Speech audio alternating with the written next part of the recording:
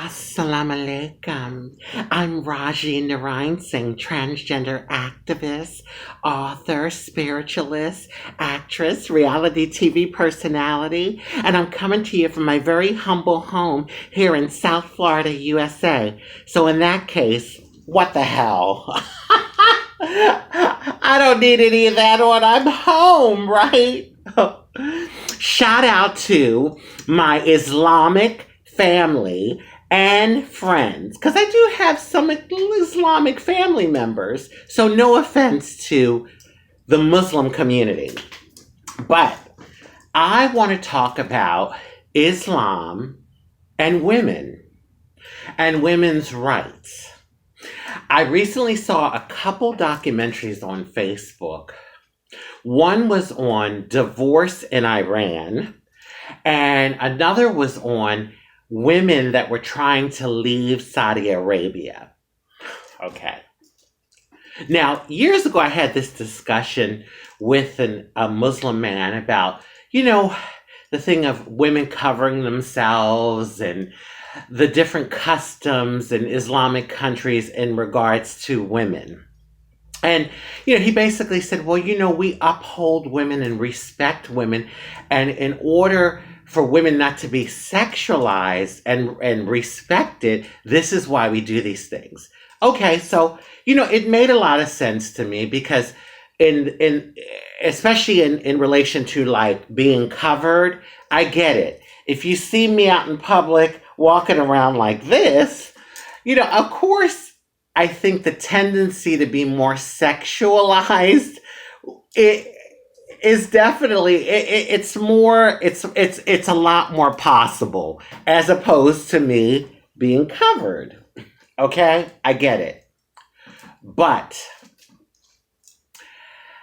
after watching these documentaries and after seeing things over the years in regards to how women are treated in a lot of these Islamic countries, I really start to feel like the religion and the whole concept and belief of respecting and honoring women is now mixed in with misogyny, with these men's egos, with the males in that society and their egos and their misogyny, wanting to control women. And I saw it. It was so evident in these two documentaries that I recently saw. And I was like, that's not honoring and respecting a woman. That's totally different. It's totally different. Okay, so in the documentary on Iran and divorce in Iran. Okay, so basically, just to kind of break it down to you, in a quick kind of way. Quickly? I saw that the courts were always in favor of the men. These women were showing up. This one woman showed up. She's trying to get a divorce. She talks about all the years of being married and how her husband is so jealous and she can't leave the house and she can't even talk to her male family members. He's accusing her of things. And she talks about all the abuse. All the abuse. And the judge is like, well, you should go home and make yourself more beautiful and try to work things out with your husband. And I'm like, what the fuck? Excuse my French. I'm like, really? And you saw this. It was a few cases, and it was always the courts were in favor of the male. And they really put it upon the woman to go above and beyond to justify why she should get a divorce. Now, they had two entrances to the courthouse. One was for males and the other one was for females. And in the entrance for the females, as they walked in, it was these old Iranian women, older. And I swear, these women hardly had any makeup on, the ones that were walking in for court. And they were like, oh no, you have to wipe your makeup off. Oh no, too much lipstick. Here, sit down and wipe it off. Cover up more. And I'm like, really? Now I get cultural, I get culture. And I know that it varies from country to country, the different cultural practices. But this whole thing of using Islam, okay, what I really know, the core of Islam is it's a beautiful religion. It can be a beautiful religion. Unfortunately, like with most things, people can take something and make it ugly. And so oftentimes, I think they're using Islam and Allah, God, to dominate, suppress, and control these women. It is not honoring. I don't see any of those examples that I saw in that documentary, to me, look like they were honoring women. It was about their freaking misogynistic ways. The one on Saudi Arabia, this poor girl. Now, in Saudi Arabia, let me break it down for you. Every woman, I don't care if they're 16 or they're 66 or 100, has to have a male custodian assigned to them. So that could be their father, their husband, their brother. Every woman. No woman can be independently on her own. There's a male custodian that's assigned to that woman. Really? Really? Really? Now, the crown prince, the one that I think was crowned in 2016, if I'm not mistaken, he came out initially as very open and like really pro-women and wanted to give women more rights in Saudi Arabia. And now it's looking like it was just a bunch of fucking hypocrisy and a bunch of propaganda. Okay? That's what it's looking like, because women were supposed to be able to start driving. And I don't know if they are or not, but I know a few days before, the women, it was, I think, 4 or 5 of them that were behind the movement of women getting their rights to drive in Saudi Arabia, were all arrested and imprisoned. Okay? And I'm like, okay, so, Mr. Crown Prince, Assalamualaikum. Assalamualaikum, Mr. Crown Prince. You're really pro-woman and pro-women's rights? Oh, God.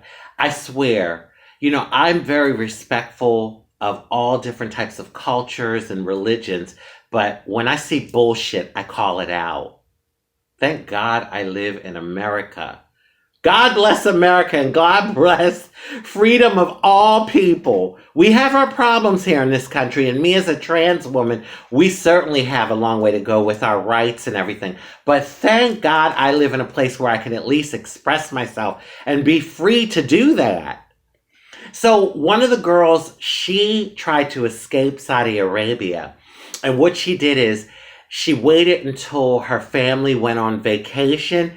And then she tried to, she planned like her getting a ticket out of the country and all of that.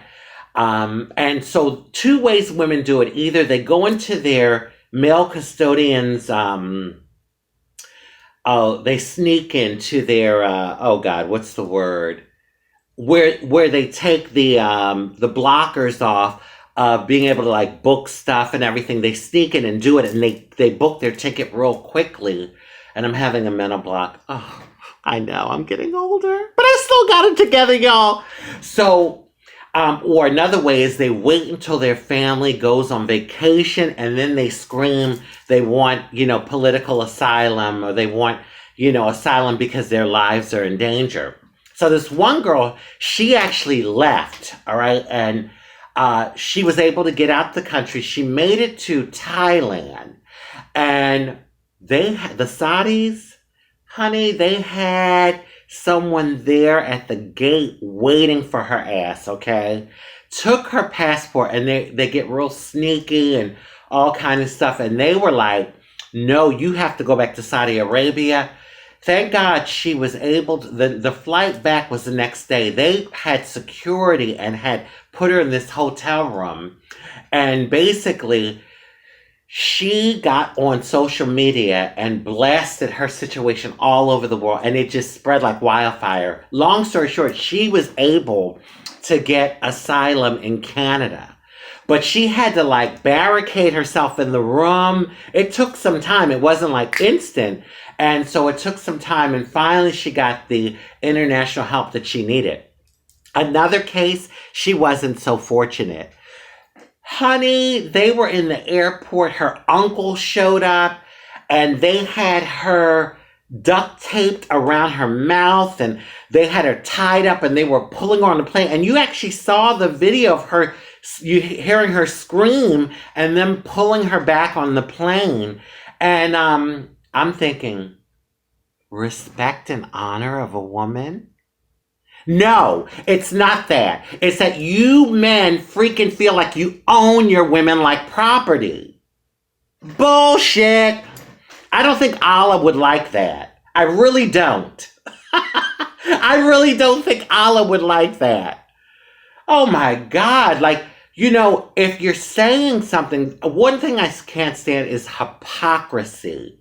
Don't claim or try to like camouflage something to be, oh, loving and, you know, coming from a place of godliness. And it's really about your fucking ego and misogyny and controlling these women. Oh my God. I mean, it just was horrific the way, and you know what? That girl has not been heard from since.